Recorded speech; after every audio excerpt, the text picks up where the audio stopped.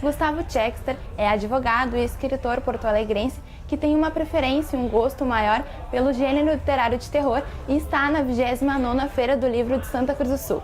Boa tarde, Gustavo. Boa tarde. É a primeira vez que tu vens à Feira do Livro de Santa Cruz?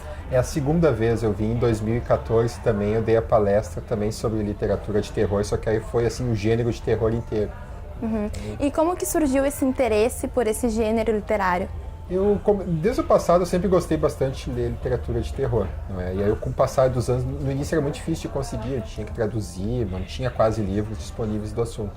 E aí eu comecei a ler sozinho, comecei também a buscar filmes, comecei a buscar mais informações, e aí foi uma coisa levando a outra, e quando eu vi assim, eu estava começando a escrever as minhas histórias próprias, assim, com mais elemento fantástico, mas também com terror.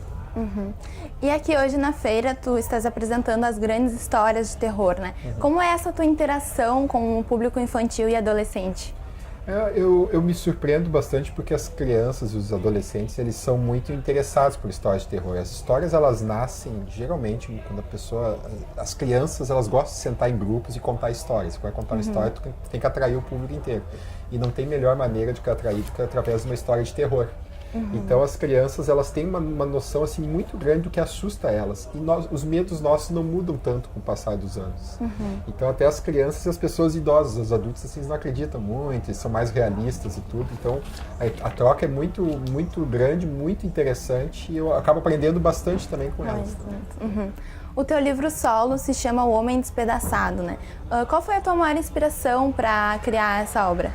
Quando eu pensei assim, eu vou escrever um livro de contos, eu pensei o seguinte, eu vou escrever um livro que trate sobre despedaçamento, porque eu acredito que uma pessoa, ela não é só uma pessoa, ela é formada por uma série de pessoas. Então assim, eu pensei assim, vou usar essa temática. Eu botei várias formas de fragmentação dentro do livro. Então os contos, assim, tem pessoas que se fragmentam em moscas, tem pessoas que são porcos que explodem. Então, assim, tem toda essa ideia, assim, de que existem muitas pessoas dentro de uma única pessoa e que a gente pode ir cortando elas, vamos quebrando. No conto até que dá origem ao livro também tem essa mesma ideia de que existem, dentro de um espelho, existem todas as possibilidades de pessoas que nós não somos. Então a pessoa vai quebrando o espelho até o momento que ela chega no infinito. É infinito, não existe...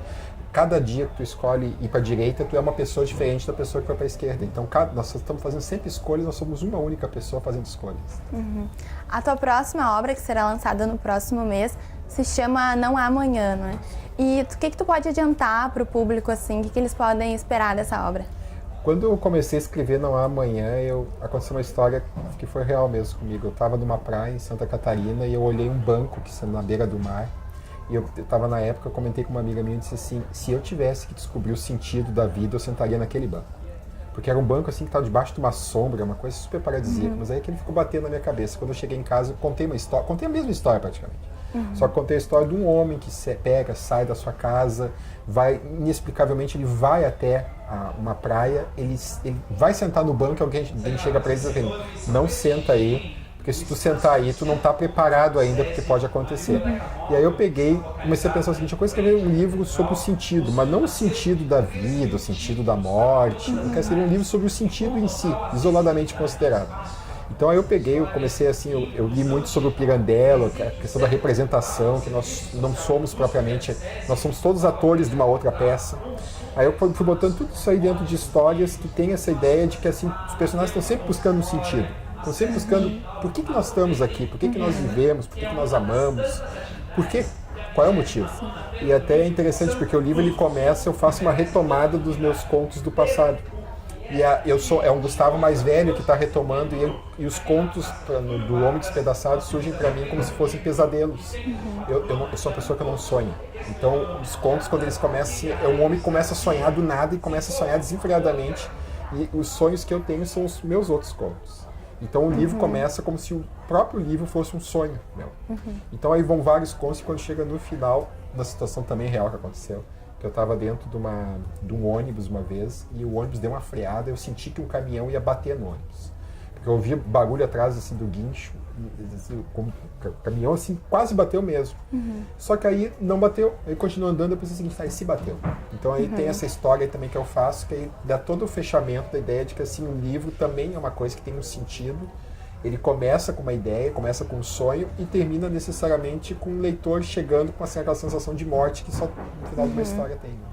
E pra ti, assim, qual a importância desse gênero literário de terror dentre os outros gêneros? Gênero de terror, a gente sempre tem medo de alguma coisa, a gente evita de falar sobre os nossos medos, não é? E quanto mais a gente esconde os medos, pior é. Então eu acho assim que é uma coisa muito catártica quando alguém chega aqui na plateia e começa a contar de histórias que viu, que o pai contou, que a mãe contou.